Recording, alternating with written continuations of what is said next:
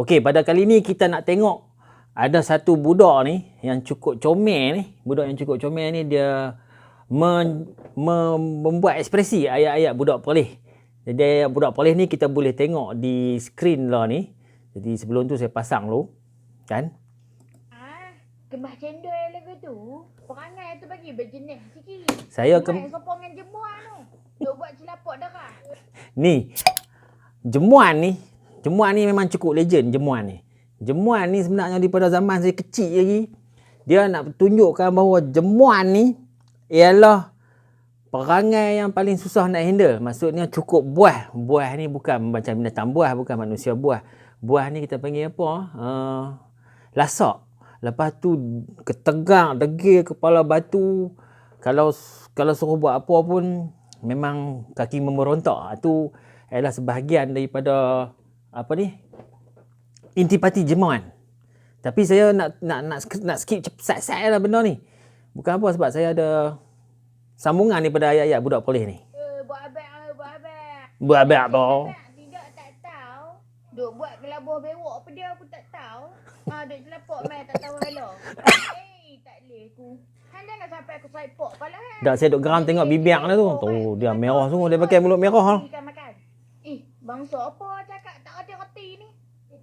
Tak cerdik tu. Padangan dia. Duk bodoh lagi. Bodoh lah budak bodoh ni. Gelap pula tau. Budak ni. Ni klik kedua. Sekejap darah-darah. Kawan saya hantar kat saya ni. Saya dah dengar lama lah tapi tak ada nak buat reaction. Tiba dia nak mengkala balik. Mana dia natang duk sumbat telinga. Ni biasa menatang tempat telinga. Mengkala ni normal lah. Mama naiknya. Hik dia. Kalau saya sebut, tak tahu dia adik ni sebut hit dia, saya sebut head dia. Tapi saya tak pakai. Saya duk simpang tak pakai head dia ni. Belah darat ni yang pakai head dia ni. Simpang meh. Tambak di pokok nyok tu juga. Ketuk anggar buru biar dia kelupok kan tu. Pala tahu. Ni biasa lah pala tahu. Cempera boleh. Lambat lepas. Kan lah. Lemah perut duduk ngampa. Main nasi rendang sepian. Hang ni makan nyam gula. Hari tu saya makan nasi rendang. Melawak dapat makan nasi rendang. Nasi yang paling simple dia. Nasi sejuk, goreng minyak dengan ikan dia. Nasi rendang. Bukan macam rendang apa? Rendang apa? Rendang raya kan? Rendang raya. Klik pop. Heboh jalan tu. Handuk gelek-gelek ikut habis lah. Hang buat kopi apa lah bunyi ceroy apa dengan tap. Kopi ceroy. Hebat. Cuba buat bagaimana menecah lagi. Panci manis. Tu sebab tu yang video yang saya buat ni. Yang bukan saya buat video ni. Video ni saya dapat lah. Dan sebenarnya panjang lagi tapi masalah setting tu saya tak dan nak berbual penuh. Dia ada lagi dalam 20 saat tapi tak apalah. Cuma sepanjang saya tengok tu, video ni ada 3 klip sebenarnya. Ayat-ayat Perlis ni part 1, part 2, part 3. Saya boleh buat ayat-ayat Perlis part 4. Cuma ayat Perlis yang part 4 ni lebih kepada lebih kepada saya mengklasifikasikannya sebagai kalimat-kalimat khas lah ataupun kalimat-kalimat yang digunakan pada masa-masa tertentu. Saya dah buat video tu, cuma saya terpanggil untuk ulas ni budak-budak comel ni. Saya tak tahu nama apa. Siapa beritahu nama dia di ruangan komen YouTube saya nanti. So selepas ni kita akan pi ke video saya sambungan lah, saya kata sambungan daripada ayat-ayat Perlis part 3 ni. Cuma saya tak pakai nama, saya tak gunakan istilah ayat-ayat Perlis ni. Saya gunakan istilah kalimat-kalimat khas. So ada 5 yang saya akan bawa dan tak ada dalam adik ni cerita. Tu nak tunjukkan bahawa mungkin perbezaan latar masa dan perbezaan penutur zaman tu yang memisahkan.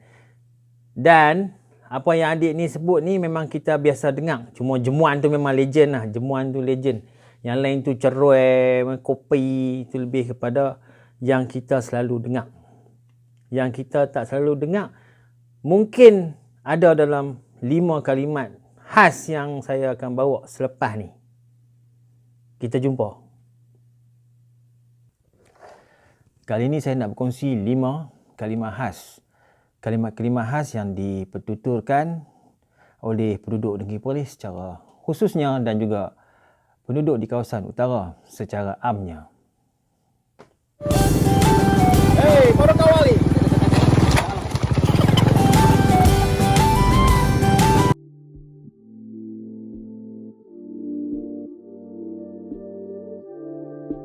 Assalamualaikum warahmatullahi wabarakatuh dan selamat kembali ke channel Hey Padu Kawali.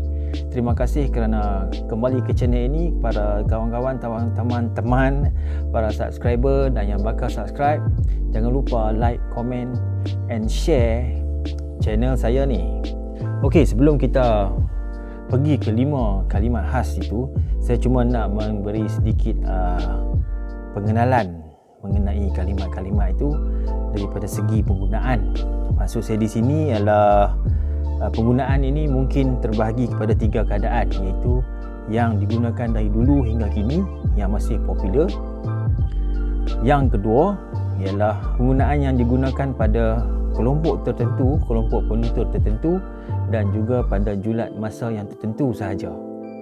Dan seterusnya ialah seperti juga ciri-ciri ataupun kategori yang kedua tadi, penggunaan kalimat-kalimat khas itu digunakan oleh kelompok tertentu dan pada masa tertentu sahaja, tetapi sesekali itu dipopularkan pada masa yang lain, maksudnya masa selepas itu.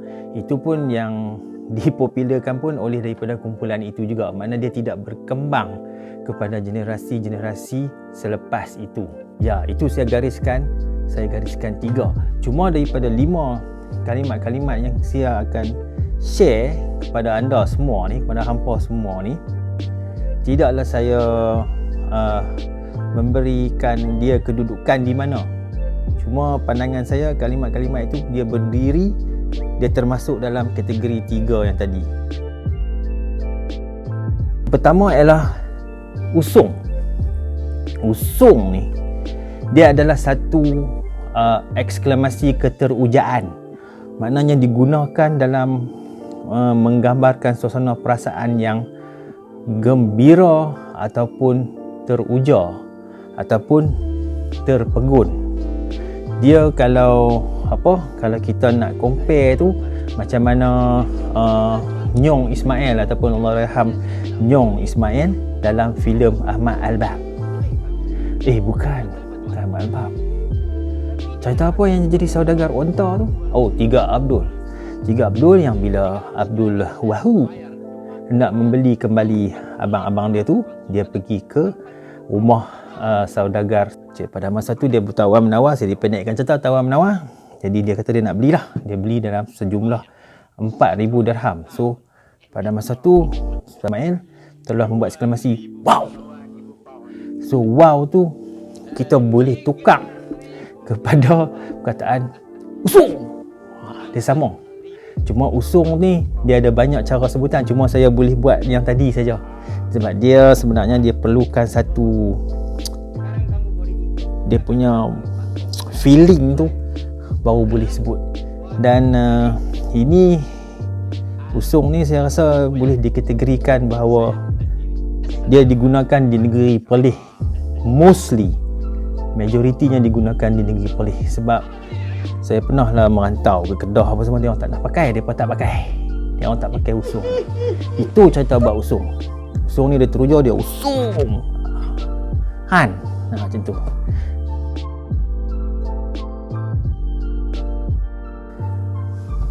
Yang kedua ni pelik sikit. Ini pun saya rasa ni kategori ni orang Perlis ya, dan di tempat-tempat tentu dia pun kata orang Simpang 4 yang suka kau sebut. Saya tak pastilah kot belah-belah santan apa sebut. Tapi ada dakwaan bahawa kataan ni hanya banyak digunakan oleh orang Simpang 4 Perlis. Apa dia?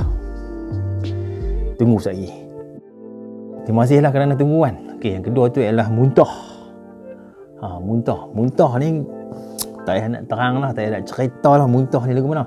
Kita nak termuntah mengeluarkan sesuatu daripada ruang mulut ataupun daripada rongga mulut. Muntah dalam pengertian ni ataupun kalimat muntah dalam pengertian ni ialah dia menunjukkan kata dia tak berkenan ataupun tak setuju. Okey, maksud dia macam tadi, kalau kita gunakan situasi Jamal Pak Tongko tadi, Abdul Wahab iaitu P. Ramlee menawarkan 4,000 dirham kan, dia tak setuju. Bila dia tak setuju, dia boleh kata mengarut lah, ini ridiculous kan, ridiculous. So kalau kita guna kalimat yang kedua ni atau muntah ni, kita boleh terus buat eksklamasi lah. Eksklamasi tidak setuju tu dengan cakap macam tu lah, muntah 4,000 dirham yang nak beli dua hamba ni. Kalau 40,000 dirham tu boleh sembang, muntah tak mau. Itulah muntah dia. Itu yang dikatakan istilah muntah. Okey, yang ketiga ni saya tidak pastilah bahawa di mana yang digunakan. Cuma ini saya dengar daripada kawan-kawan dan juga dengarlah pada sepanjang hidup saya ni, dia dengar tidaklah kerap digunakan, iaitu tambat tumang. Tambat tumang ni biasanya digunakan untuk menggambarkan seseorang tu daripada segi sifat dia. Cuma sebelum saya teruskan, kita kita kena faham dulu tumang tu apa dia. Kita kena faham tumang tu apa dia. Tumang tu ibarat kata ni pencil box saya ni adalah sebatang kayu yang diruncingkan di satu bahagian dan ditanam ke tanah.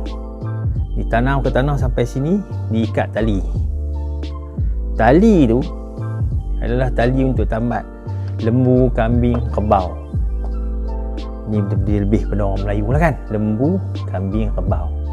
Jadi selain daripada tali lembu, kambing, kerbau tu diikat di pokok nyong ataupun di tiang, di pagak, di pokok pelam, pokok padi, pokok temucut.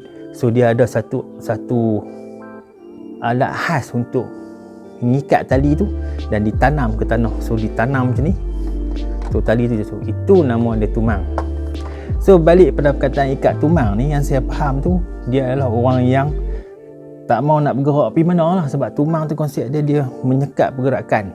Bila pergerakan disekat tu, kita letak kepada manusia tu, dia tak mau nak mowek, tak mau nak bergerak mana. So dia orang kata penyegan lah. Dia jenis balong. Mungkin itu juga dikatakan sebagai balong liat. Cuma ikat tumang ni, bagi saya itu adalah benda yang jarang dengar.